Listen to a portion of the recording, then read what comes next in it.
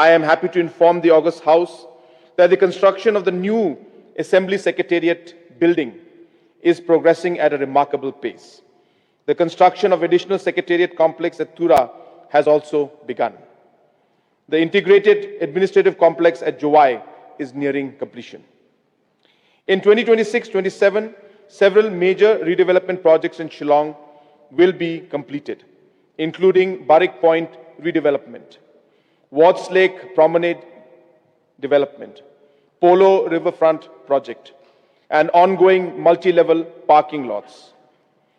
New projects will be initiated across the state, including the Malki Shopping Complex, the Umolong Market, Nongstoin Market, the expansion of Najang Bazar Market, and the Tura City Park. Municipal areas in Jowai, Williamnagar, Resu, Bakmara will also receive a comprehensive facelift. The relocation of hawkers in Shillong will be completed next year, and we will begin the process in Tura and Jowai as well. Another key vision I have for next year is clean cities. As we gear up for the National Games and as tourists gather at Shillong, Tura and Jowai, I want to see our cities become more vibrant, colorful and litter-free. Efforts for cleaning of urban water bodies, including Wamukra, Umshirpi, Ringre and Mintudu, will be strengthened. Meghalaya is home to the cleanest river in the country and the cleanest village in Asia.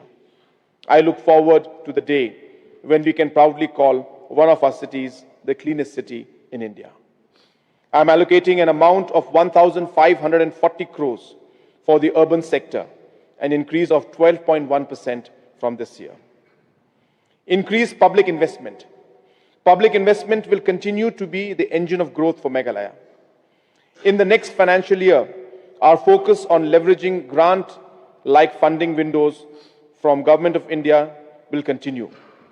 Under SASCI, I am estimating the expenditures to go up to 4,500 crores, which is 67% increase from the current financial year. I am estimating the centrally sponsored schemes and central sector schemes expenditure to be 6,833 crores. For the next Finance Commission period, we target new EAPs worth 15,000 crores in the sectors of road, power, healthcare, urban and human development.